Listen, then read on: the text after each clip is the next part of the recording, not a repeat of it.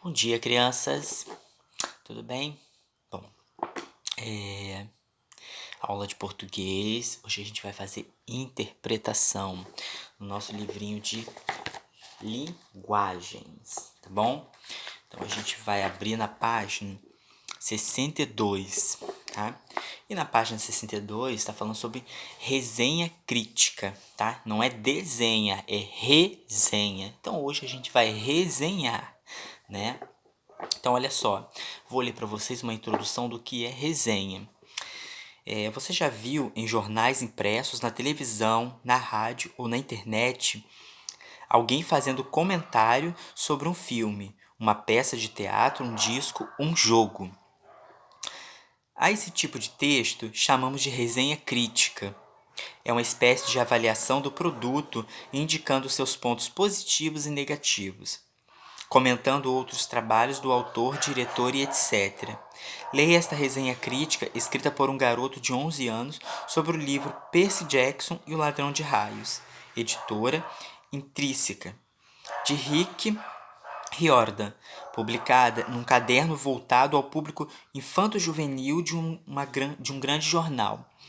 Então, como vocês viram, né, resenha crítica é quando a gente avalia algum produto, né? Geralmente filmes, revistas, CDs de música, blogs, enfim, né? Então agora o tio vai ler para vocês, né, esse pequeno texto aqui dessa resenha feito por esse menino de 11 anos, tá bom? Então, Percy Jackson e o Ladrão de Raios. Sim, existem muitos fãs da série Percy Jackson por aí. A maior parte é formada por garotas de 13 anos. E a mesma coisa acontece com a saga Crepúsculo. Elas pegam e beijam o cartaz do vampiro. Isso acontece. Mas vamos para a resenha. Em primeiro lugar, não recomendo aos fãs lerem isso. Se um fã estiver lendo isso, pare mesmo. Se depois de ler jogar todos os livros da coleção fora, a culpa não é minha. Agora, vamos para a resenha. A ideia do livro é bizarra. Um garoto descobrir que ele é filho do deus Poseidon. Sério? Ok, isso não é importante. O que é importante é isso: o livro é repetitivo, as batalhas e as referências à mitologia são previsíveis, especialmente se você sabe bastante sobre o tema. Outro lado péssimo da história é que Percy não é um herói. Ele não faz tudo por conta própria. Note que os amigos dele lutam mais do que o preguiçoso do Percy. O escritor da série, Rick Riordan, normalmente escreve trabalhos que são chatos de ler, como o primeiro livro da série, As 39 Pistas. Um esforço que deu errado. Enfim, o jeito que ele escreveu a história de Percy foi ruim. Os fotógrafos são mal escritos. Perdão. Os parágrafos são mal escritos. E o humor é pior do que o humor da revista Mad. E olha que nada é mais irritante e chato do que o humor da Mad. Outra coisa, a história é confusa. Em um livro aparece que a mãe de Percy morreu, ou seja, Jackson é órfão. Porém, em outro livro da série, ela está viva e bem. Que milagre! Enfim, Percy Jackson foi uma ideia que não deu certo. A história não faz sentido, os personagens são ruins e a história é confusa. Então, olha só, aqui, né, nós temos uma resenha de um garoto de 11 anos e ele está falando sobre o livro do Percy Jackson. Assim como todo texto, né, nós temos o título, nós temos a estrutura do texto, ó, e no final aqui nós temos, né, o autor, da onde foi tirado. E no caso aqui, ó, tem Bruno Napoleão, e aí tá onde, né, de onde foi retirado esse texto, disponível em http www.umfolha.uol.com. E aí tá falando, né, todas as informações. Então, como vocês viram, ele critica esse livro, né? Ou seja, na opinião dele, o livro não foi bom, o autor tentou contar uma história e não conseguiu, deu errado e ele não gostou, né? E aí a gente vai interpretar.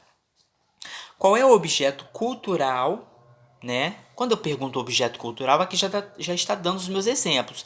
Isso que a gente leu, que objeto cultural está falando? Né? A resenha lida está falando de que objeto cultural? Um filme, um livro, um CD, um jogo, uma peça de teatro? O que é?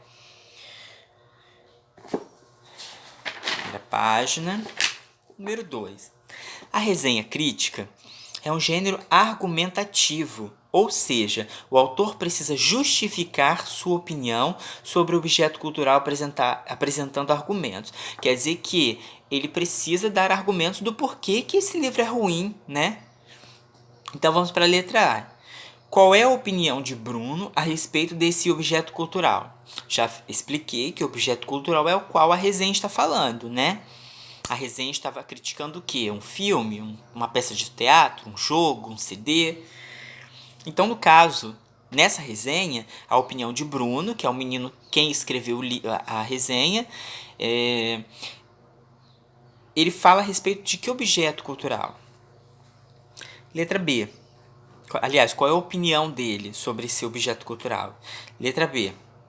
Que argumentos ele apresenta em sua resenha para afundar, que argumentos ele apresenta em sua resenha para fundamentar seu ponto de vista?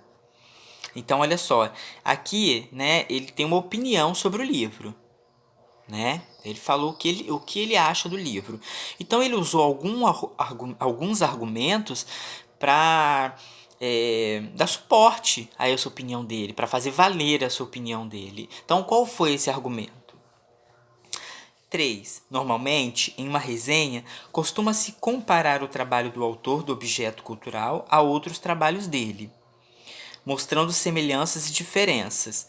Esse tipo de comparação é feita na resenha?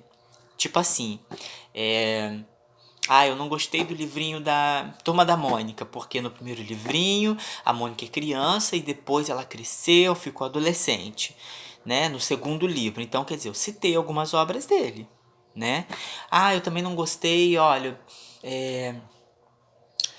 aqui no caso da resenha que a gente leu, né? Ele falou que ele não gostou do livro, aí ele citou outras obras desse autor, né? Então, aqui tá perguntando, qual é o tipo de comparação que é feita na resenha? Ele está falando de uma obra do autor, né?